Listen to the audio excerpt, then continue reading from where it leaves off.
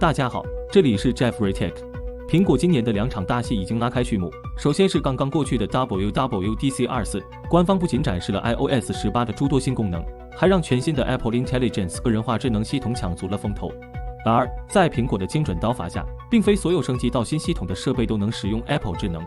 也就是说，在新一代 iPhone 16系列到来前，仅有 iPhone 15 Pro 系列的2款机型能够支持最新的苹果 AI 功能。这样的兼容设备限制，不免让人感到疑惑。自从 Apple 智能发布以来，许多用户就一直在好奇苹果这样做的原因。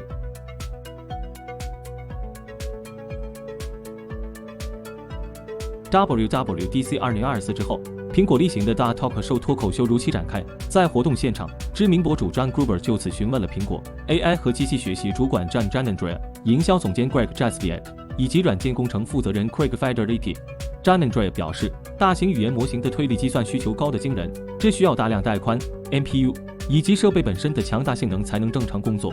理论上 ，Apple 智能可以在旧机型上使用，但是运行速度将会非常慢。Gruber 追问，这是不是苹果为了卖新 iPhone 搞的阴谋 ？Jasviak 否认了这一说法，并表示如果真是那样，他们完全可以只支持最新的 iPad 和 Mac 机型。软件工程主管 Federighi 补充道，苹果在开发任何新功能时，首要考虑的就是如何将其带到尽可能多的老设备上。但就 Apple Intelligence 而言，目前宣布支持的机型确实是必要的硬件条件。他说，在 iPhone 上运行如此强大的模型，本身就是一件非同寻常的事情。我们知道 ，iPhone 15 Pro 系列采用了 A17 Pro 芯片，其16核 Neural Engine 的速度比 iPhone 15和 iPhone 15 Plus 搭载的 A16 芯片快了2倍，每秒可执行近35万亿次运算。Federighi 还暗示 ，RAM 也是新 AI 功能的必备条件之一，因此支持 Apple Intelligence 的设备至少拥有8GB 内存，或许并非巧合。而市面上所有在售的 iPhone 中，只有 iPhone 15 Pro 和 iPhone 15 Pro Max 是搭载8GB RAM 的机型。这样一来，摆在全球数亿果粉面前的一个最棘手的问题就是，要不要为了苹果 AI 换新 iPhone？ 那么接下来9月的秋季发布会就成了重点，届时 iPhone 16系列将登台亮相。iPhone 16到底值不值得入手呢？苹果在前段时间发布了 iOS 18全新测试版系统之后，基本就可以确认未来新 iPhone 16机型的一些新变化。毕竟 iOS 18本身就是给 iPhone 16准备的。同时，最近还有一个坏消息，那就是 iPhone 16新机估计还要涨点价。至于到底值不值，我们先来看看从 iOS 18上确认到的 iPhone 16的一些变化吧。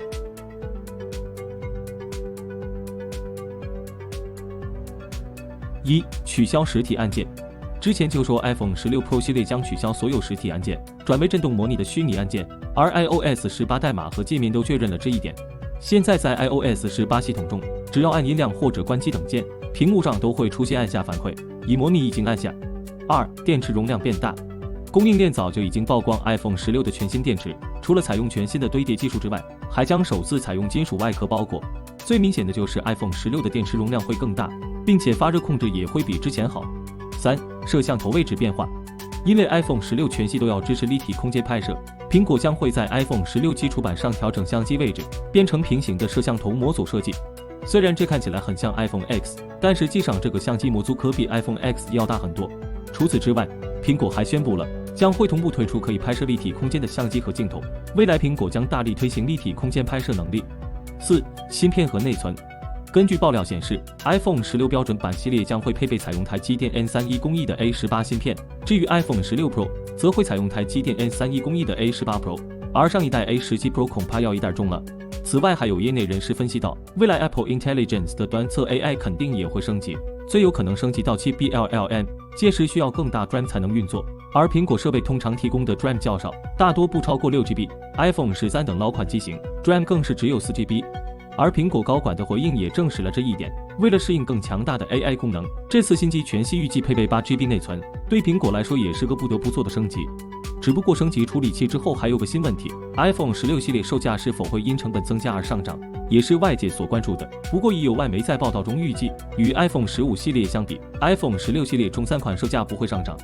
外媒预计 iPhone 16标准版 Plus 和 Pro 机型售价不变。但 iPhone 16 Pro Max 的售价可能上涨$100，最高1TB版售价将来到$1699。而其实这跟芯片涨价有直接关系。据天风国际证券分析师郭明期称，由于三星3纳米良率低于预期 ，Exynos 2500可能无法出货，高通的供应份额将大幅增加，骁龙8 Gen 4的价格也将上涨25%到30%。由于台积电是高通骁龙8 Gen 4的独家供应商，因此台积电预计也将从高通订单中受益匪浅。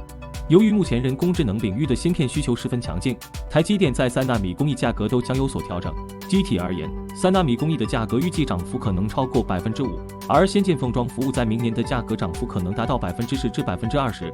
也就是说，今年下半年的台积电3纳米芯片都会出现涨价，因此苹果手机、安卓手机都会面临产品成本增加的问题，而上涨的成本最终将会转嫁到消费者身上。虽然目前尚未确认 iPhone 是否涨价，不过如果台积电的涨价策略确认实施，那么 iPhone 的成本将会增加，应该是妥妥的了。6. 苹果 AI。 说完了硬件，咱们再说说软件。虽然 Apple Intelligence 苹果智能这个饼画得很大，但未来买到手的 iPhone 16真的能用上苹果全部的 AI 功能吗？就从目前的情况来看，苹果那些新开发的生成式 AI 功能很难在 iPhone 16系列上全部实现。从实际角度分析， iPhone 15 Pro Max 的 RAM 容量大约在 2GB 到 4GB 之间，而其神经处理单元的处理速度大约为35万亿次操作每秒。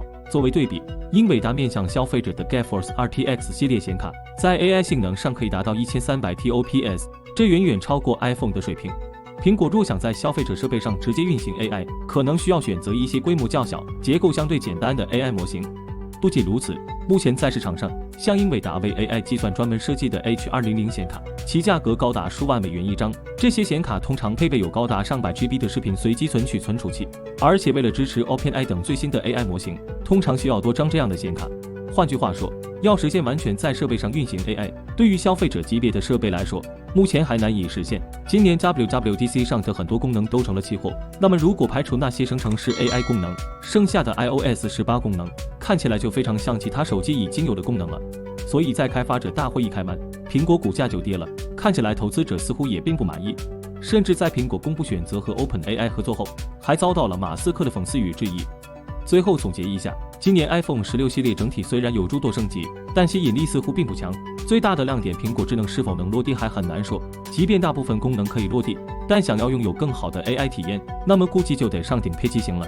而1699美元的售价足以让很多人望而却步。而且 iPhone 16如果一旦涨价，那么销量可能很难飙升，曾经的爆款神话也难以延续。以上就是本期视频的全部内容了。那么对于你来说，更愿意抄底入手 iPhone 15，还是做个等等党继续选择 iPhone 16呢？欢迎和我们交流互动。想了解更多数码资讯，记得关注我们的频道。我们下期再见。